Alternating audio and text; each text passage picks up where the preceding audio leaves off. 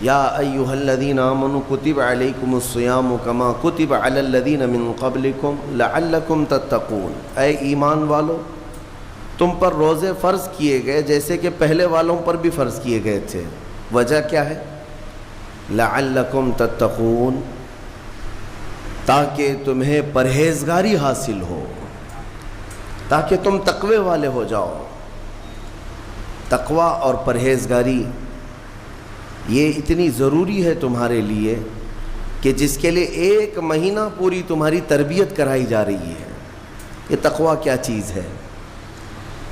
میں آپ سے اگر کہوں کہ یہ بنیاد ہے تمام اعمال کی، تقوی، جو بھی عمل کریں آپ، تقوی جو ہے یہ بنیاد ہے۔ تقوی کا مطلب ہے اللہ کا خوف، اللہ کا خوف، یا جو بھی عمل کرتا ہو وہ صرف اللہ کے لیے کرتا ہو، یہ تقوی ہے۔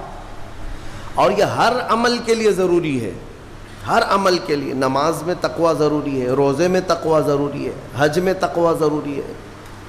آپ دیکھیں حج کا سفر جب کرنا ہو تو رب تعالیٰ نے فرمایا وَتَزَوَّدُوا، توشہ ساتھ میں لے لینا۔ سفر پر جا رہے ہو حج کے لیے، ساز و سامان توشہ ساتھ میں لے لینا، لیکن ساتھ میں ہی کون سا توشہ اچھا ہے؟ یعنی روٹی، سالن، چاول، یہ توشہ، کپڑے لتے، حاجات، یہ توشہ۔ خود رب تعالیٰ فرماتا ہے فَإِنَّ خَيْرَ الزَّادِ تَقْوَىٰ، سب سے بہترین توشہ تقوی ہے۔ یہ تقوی کی ہر جگہ پر اللہ تبارک و تعالیٰ نے تاکید فرمائی۔ اب میں آپ کو بتاتا ہوں یہ رمضان المبارک جو 1 مہینہ تمہیں تربیت کے راستے سے گزارا جاتا ہے، کس وجہ سے؟ تاکہ تمہارے دلوں میں تقوی آئے، تقوی۔ اور تقوی کی سب سے پہلی جو تربیت ہوتی ہے، صوفیہ اکرام کے پاس جب کبھی کوئی طالب جاتا تھا مرید ہونے کے لیے یا خلافت لینے کے لیے، پہلے کا دور ایسا تھا کہ اولیاء اکرام سب سے پہلے اسے اپنی خانقاہ میں رکھ کر کے بھوکا اور پیاسا رکھتے تھے، کہ بھوک کو برداشت کرنا اور پیاس کو برداشت کرنا اگر تیری عادت بن گئی تو تقوی یوں ہی آ جائے گا۔ سید آل رسول مارہروی رحمۃ اللہ تعالیٰ علیہ، مارہرہ کے بڑے پائے کے بزرگ ہیں، اعلیٰ حضرت کے پیر مرشد، ان کے پاس ایک صاحب آئے، ایک مولانا صاحب آئے خلافت لینے کے لیے۔ شام کے وقت تو پہنچے، سیدھے آتے ہی کہا کہ حضور آپ اپنی خلافت وغیرہ مجھے دے دیجئے۔ تو اس وقت ایسے بالکل بٹ نہیں رہی ہوتی تھی۔ آپ نے کہا آپ آج تو آئے ہیں، مہمان ہیں ہمارے ہاں، رک جائیے خانقاہ میں، کل کو بات کریں گے، رات ہو چکی۔ اور حضرت نے اپنے خادم سے کہا مولانا کی اچھی خاطر تواضع کرو۔ رات کو ان کو ایک کمرے میں رکایا گیا اور ان کو خوب مچھلی کھلائی گئی۔ حضرت کا حکم تھا کہ انہیں مچھلی پیٹ بھر کر کے کھلائیں لیکن پانی مت دینا۔ اور ایک خاص قسم کی وہاں پر مچھلی ملتی ہے اتر پردیش میں، وہ مچھلی کھلائی گئی۔ جب پیٹ بھر کر کے مولانا صاحب نے مچھلی کھائی تو خادم صاحب نے باہر سے دروازہ بند کر لیا، کمرے میں انہیں اندر چھوڑ کر باہر چلے گئے۔ وہ اندر سے پکارتے رہے پانی تو دے دیجئے، کھانا کھا لیا پانی تو دے دیجئے، کوئی سننے والا ہی نہیں تھا۔ وہ پانی کرتے کرتے کرتے اندر سے چیختے رہے، چلاتے رہے، اور پھر جو ہے ان کی آنکھیں بڑی ہو گئی تھیں پیاس کی شدت کی وجہ سے۔ ظاہر سی بات ہے مچھلی کے بعد بہت تیز پیاس لگتی ہے، کیونکہ مچھلی باہر بھی پانی میں رہتی ہے، اندر بھی اسے پانی کی ضرورت ہوتی ہے۔ تو وہ چیختے رہے یہاں تک کہ اب برا بھلا کہنا بھی شروع کر دیا، میں نے ان کی بڑی تعریف سنی تھی لیکن مہمانوں کے ساتھ ایسی بدتمیزی، ایسا سلوک۔ رات بھر وہ تڑپتے رہ گئے، صبح کو جو ہے نڈھال پڑے تھے زمین پر، فجر سے پہلے دروازہ کھولا گیا، انہوں نے آؤ دیکھا نہ تاؤ، خادم کا جبہ پکڑ کر کھینچا اور لڑنے پر آ گئے ہیں، تماچے لگائے۔ کہا کہ یہ کوئی شرافت ہے، یہ کوئی تہذیب ہے، اس طرح سے کھانا کھلا کر مہمان کو بغیر پانی کے بند کر کے چلے جاتے ہو؟ تو حضرت اس وقت آ گئے، حضور آل رسول رحمۃ اللہ تعالیٰ علیہ قریب آئے، پوچھا کیا بات ہے؟ کہا آپ نے ایسا ایسا ہمارے ساتھ سلوک کیا. کہا اب آپ کو پانی دے دیا جائے گا لیکن اب خلافت نہیں دی جائے گی، اس لیے کہ پانی کی پیاس برداشت نہ کر سکے اسے تقویٰ نہیں، اور تقویٰ نہیں تو خلافت کس بات کی. تقویٰ کئی چیزوں سے رک جانے کا نام ہے. حضرت عمر فاروق رضی اللہ تعالیٰ عنہ سے پوچھا گیا تقویٰ کیا چیز ہے، تو آپ فرماتے ہیں کہ یوں سمجھو کہ ایک راستہ ہے جس میں دائیں جانب بھی کانٹے ہیں بائیں جانب بھی کانٹے ہیں، سامنے تمہاری منزل ہے، دونوں راستوں سے کانٹوں سے اپنے جسم کو بلکہ اپنے کپڑوں کو بچا کر کے نکل جانا، یہی تقویٰ ہے.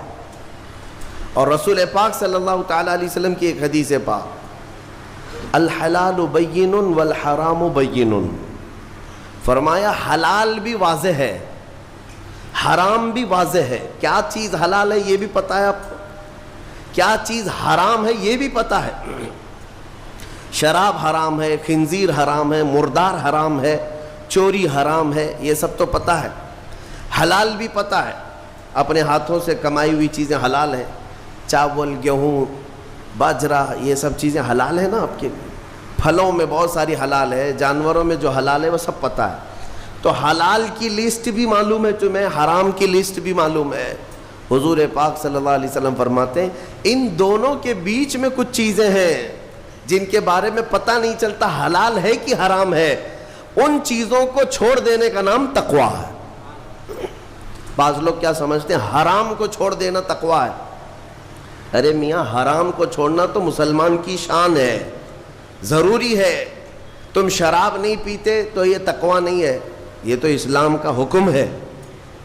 تم جوا نہیں کھیلتے، چوری نہیں کرتے، یہ تو اسلام کا حکم ہے تمہارے اوپر.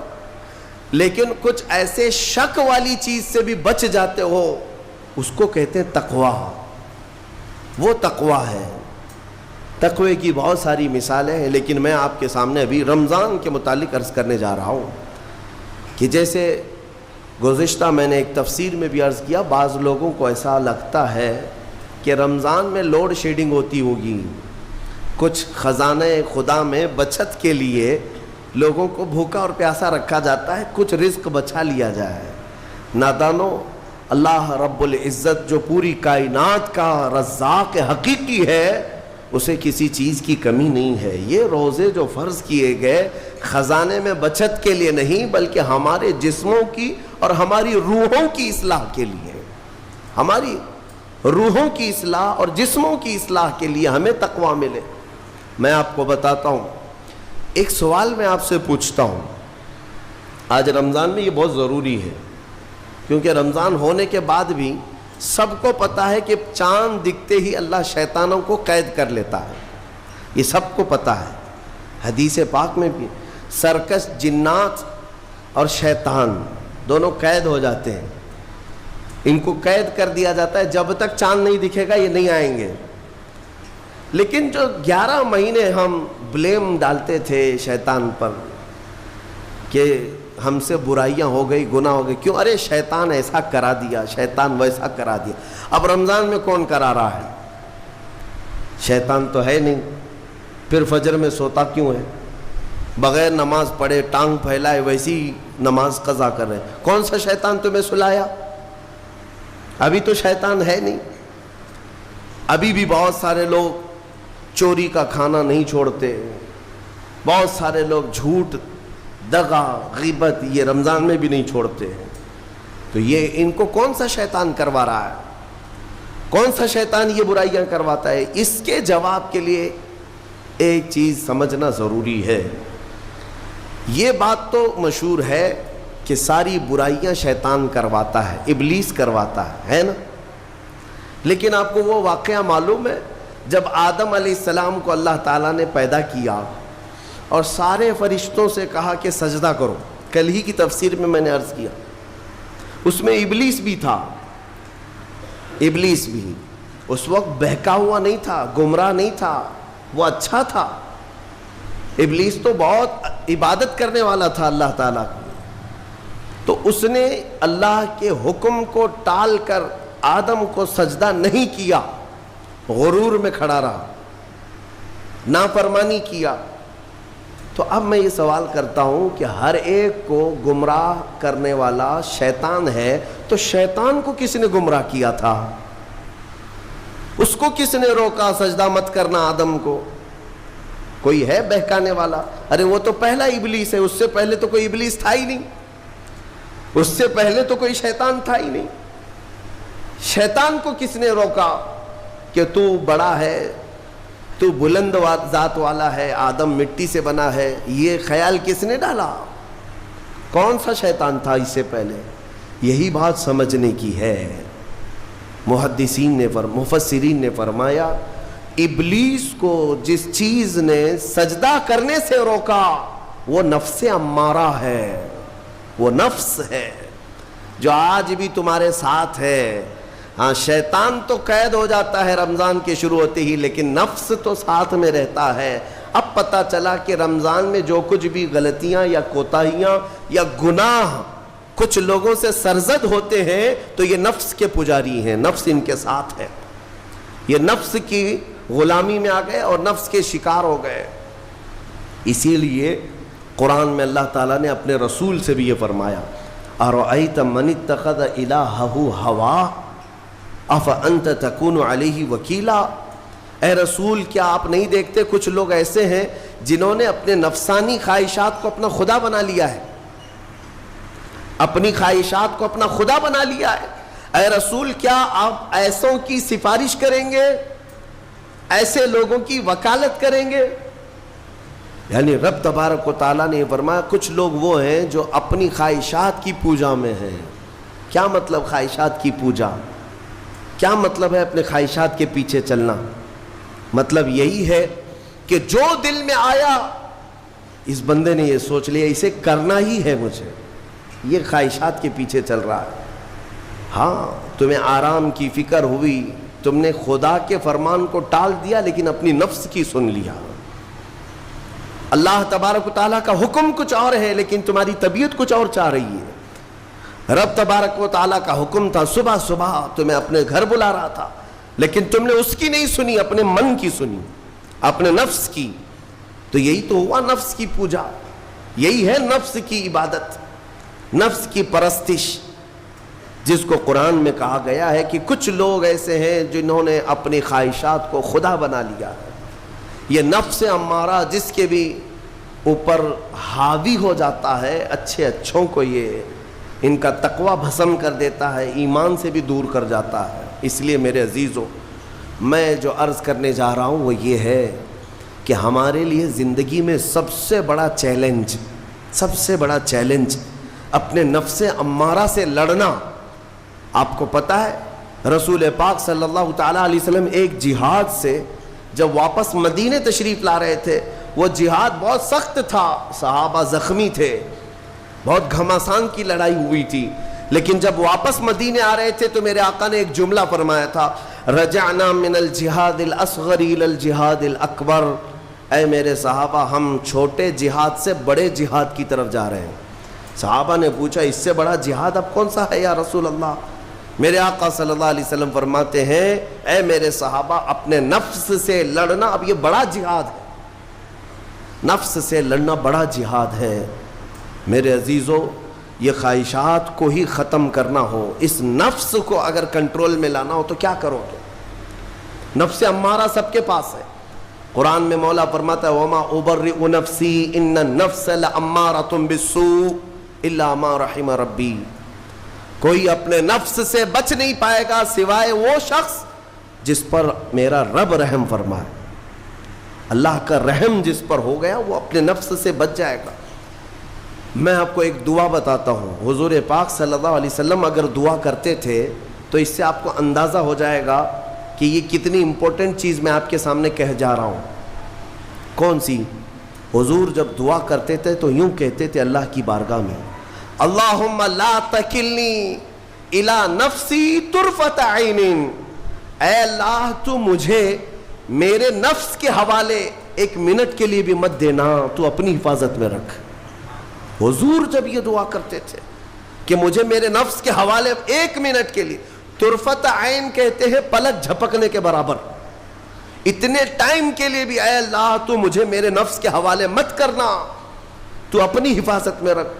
سید الانبیاء جب یہ دعا کرتے ہیں تو اندازہ کرو اے مومنو، نفس کی تباہ کاریاں کیا کیا ہیں، یہ کتنوں کو ہلاک کر دیتا ہے، کتنوں کا عمل ضائع کرتا ہے، کتنوں کا ایمان ختم کرتا ہے۔ اب میں جو بات کہہ رہا ہوں وہ یہ توجہ سے سنو، یہ نفس امارہ جس نے شیطان کو بھی گمراہ کیا، شیطان کو بھی بہکا دیا، یہ نفس آدم کو سجدہ نہ کرنے کا جو غرور پیدا کیا یہی نفس امارہ تھا۔ اس نفس امارہ کو اگر کوئی کنٹرول کرا سکتا ہے تو وہ ماہ رمضان المبارک ہے۔ بس یہی ہے رمضان کی فضیلت۔ رمضان المبارک اس لیے تمہیں دیا گیا کہ بڑی بڑی طاقتیں تمہارے نفس کو قابو میں نہیں کر پائیں گی، لیکن رمضان کے روزے تمہیں کنٹرول میں لے آئیں گے، کنٹرول میں لائیں گے۔ اب سمجھ میں آیا کہ روزے کیوں رکھائے جا رہے ہیں؟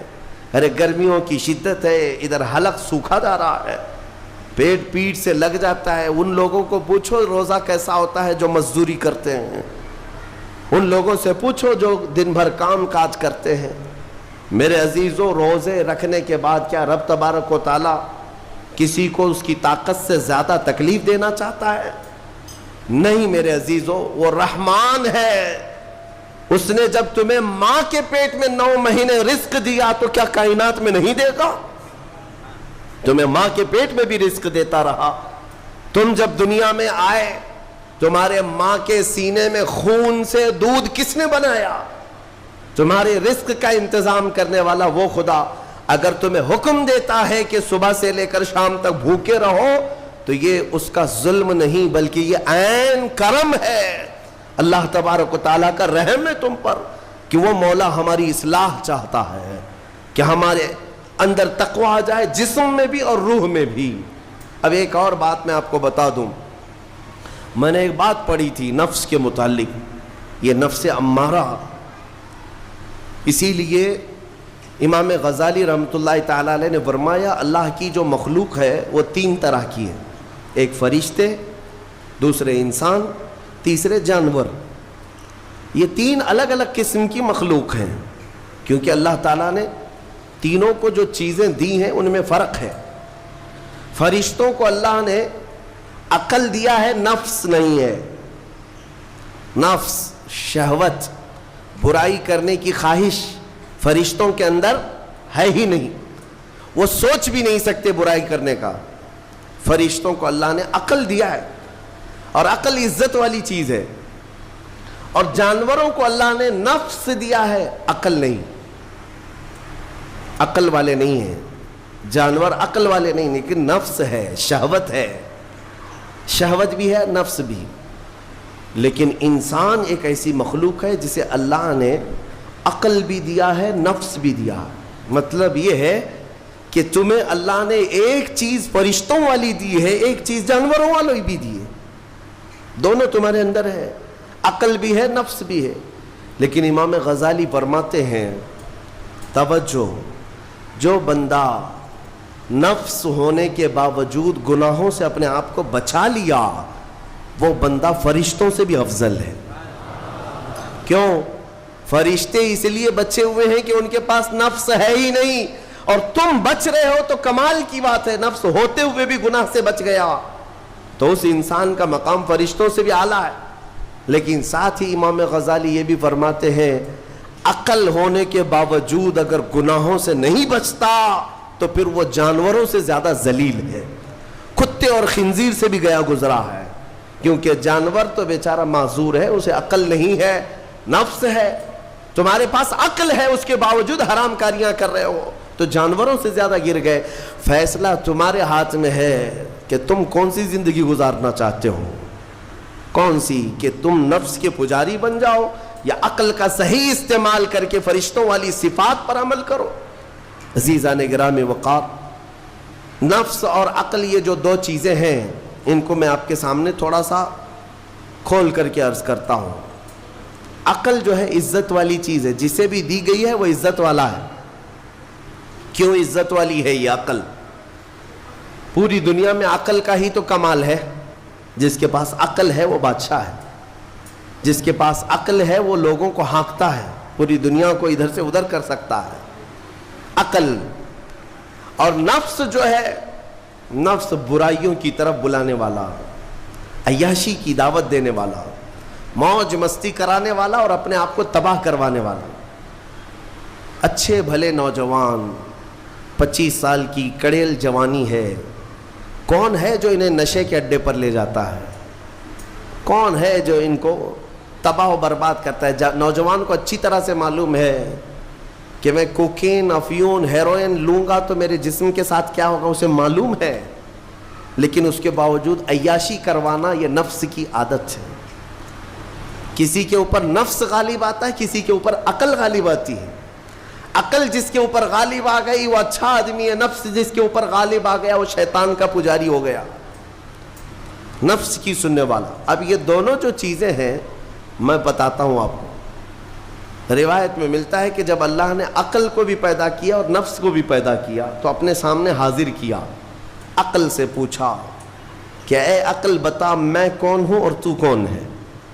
عقل نے کہا یا ربی انا عبدک وانت ربی، اے اللہ میں تیرا بندہ ہوں اور تو میرا رب ہے۔ عقل نے کیا کہا؟ میں تیرا بندہ ہوں اور تو میرا رب ہے۔ اللہ نے عزت سے نوازا، اقرار کیا نا بندہ ہونے کا، عقل نے اقرار کیا۔ پھر نفس کو بلایا، نفس سے پوچھا بتا میں کون ہوں اور تو کون ہے؟ نفس نے کہا انت انت انا انا، تو ہے میں ہوں۔ یہ غرور تھا نفس کے اندر، یہ گھمنڈ تھا نفس کے اندر کہ میں ہوں۔ نفس جس کے اندر غالب آتا ہے وہ آج بھی یہی کرتا ہے، میں ہوں، کسی کے سامنے کیا جھکنا ہے۔ تو حکم ہوا کہ اس نفس کو 100 سال جلایا جائے۔ 100 سال جلایا گیا، اس کو عذاب دیا گیا نفس کو۔ 100 سال بھگتنے کے بعد، آگ کی تپش بھگتنے کے بعد اسے پھر لایا گیا نفس کو۔ اللہ تعالیٰ نے پوچھا اے نفس بتا میں کون ہوں اور تو کون ہے؟ نفس نے کہا انت انت انا انا، تو ہے میں ہوں۔ غرور نہیں ٹوٹا، گھمنڈ نہیں ٹوٹا۔ حکم ہوا اللہ کی طرف سے فرشتوں کو، اس نفس کو اب 100 سال تک بھوکا اور پیاسا رکھا جائے، کوئی چیز نہ دی جائے۔ اسے سخت سزا دی گئی، بھوک اور پیاس کی نفس کو کوئی چیز نہیں دی گئی۔ 100 سال کے بعد پھر اس کو حاضر کیا گیا، پوچھا گیا بتا کون ہوں میں؟ نفس نے کہا اے اللہ تو میرا خدا ہے، میں تیرا بندہ ہوں۔ فرمایا بزرگوں نے کہ نفس کو اگر کوئی جھکا سکتا ہے تو وہ بھوک ہے، اسی لیے مولا نے رمضان کے روزے تم پر فرض فرمائے۔ نفس کو جھکا سکتے ہو، نفس کو کنٹرول میں لا سکتے ہو تو بھوک کے ذریعے سے۔ ہاں یہ بھوک اور پیاس یوں ہی نہیں دی گئی ہے۔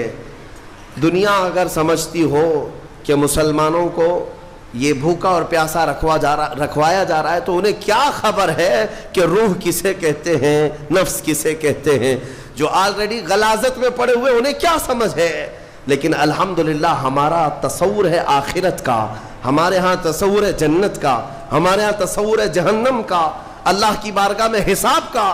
اس لیے ضروری یہ بن پڑتا ہے کہ ہم اپنی دنیا میں ہی اصلاح کریں۔ میرے عزیزوں، اس نفس کی جو تباہ کاریاں ہیں اس سے بچنا ہر نوجوان کے لیے ضروری ہے۔ تم روزوں کو ہلکے میں مت لو۔ اس سے پہلے بھی میں کہا کرتا تھا، آج پھر سے میں ریپیٹ آپ کے سامنے کہتا ہوں، مسلمان کے لیے روزے جو فرض کیے گئے آپشنلی نہیں ہے میرے عزیز، یہ آپشنلی نہیں ہے، اختیاری نہیں ہے، جسے چاہے وہ رکھے جسے چاہے وہ چھوڑے۔ ہاں ہمارے یہاں معاشرہ ایسے ہی ہے نا، ہاں صبح اٹھ کر کے لوگ پوچھتے رہتے ہیں روزہ ہے، روزہ ہے، کیوں پوچھ رہے ہو روزہ ہے؟ مسلمان ہے تو روزہ فرض ہے، روزہ فرض ہے۔ اگر میں آپ کو پوچھوں اچھا لگے گا؟ انسان ہو اچھا لگے گا؟